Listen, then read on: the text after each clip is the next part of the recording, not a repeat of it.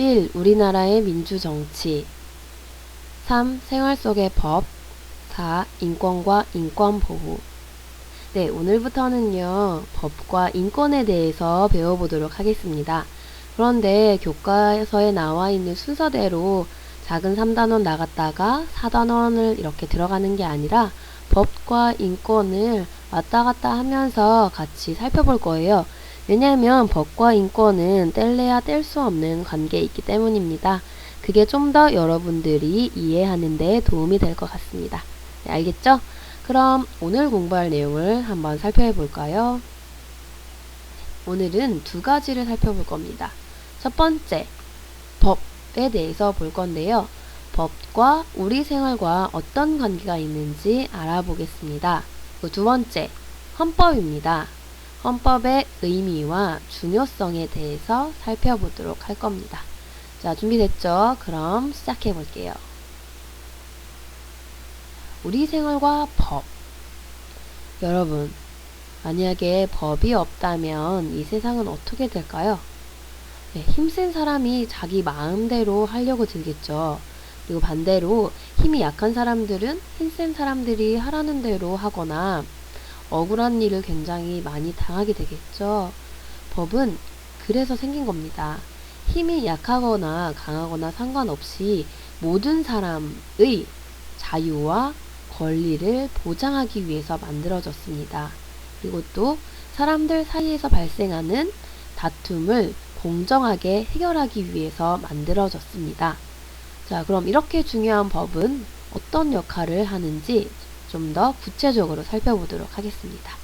법이 하는 일 첫 번째는요, 사람들 간에 발생하는 분쟁을 해결하여 편안하고 안전하며 행복한 삶을 살 수 있도록 합니다. 만약에 법이 없는 상태에서 사람들이 싸움을 시작했다면 네가 잘났네 내가 잘났네 하면서 싸움이 굉장히 길어지겠죠. 그리고 해결도 안 나고, 이럴 때 법이 있기 때문에 분쟁을 좀 더 쉽게 해결하고 사람들이 편안한 상태에서 행복한 삶을 누릴 수 있는 것입니다.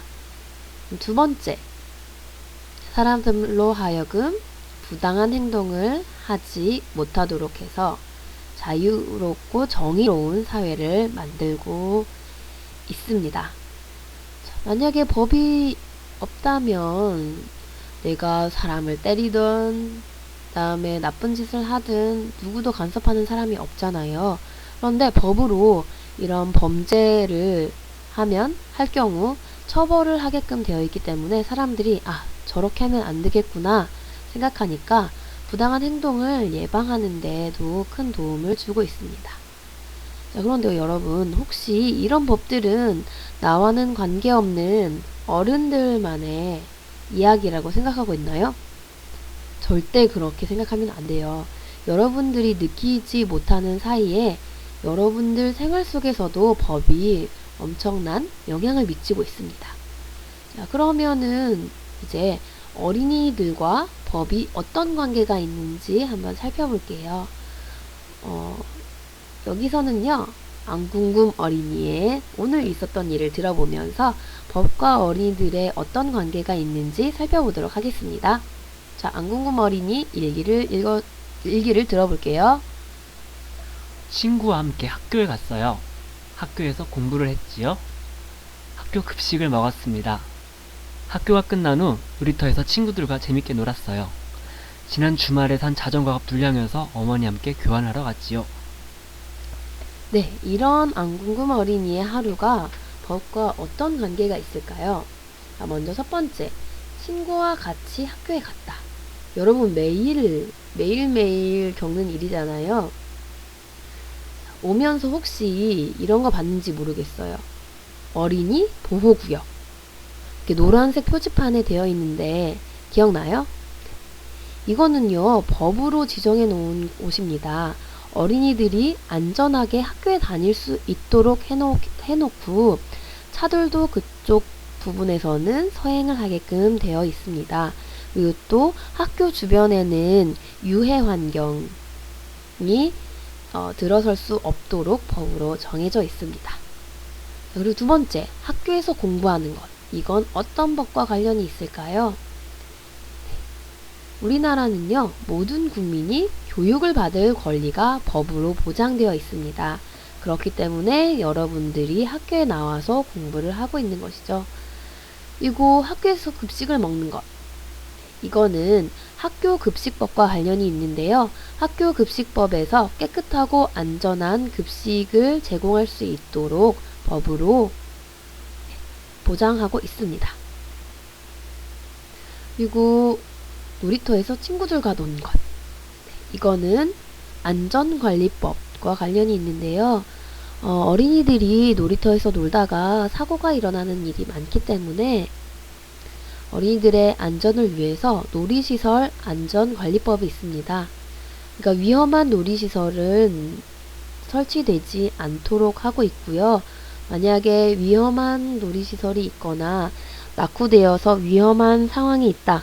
이러면 그런 놀이시설들을 철거하게끔 되어 있습니다. 그 다음에 마지막으로 주말에 산 자전거가 불량이어서 밖으로 간 이야기. 이거는 소비자 기본법과 관련이 있는데요. 이런 경우 많았을 거예요. 물건을 샀을 때 불량인 경우가 있을 때는 교환이나 환불을 할 수 있도록 법으로 정해져 있습니다.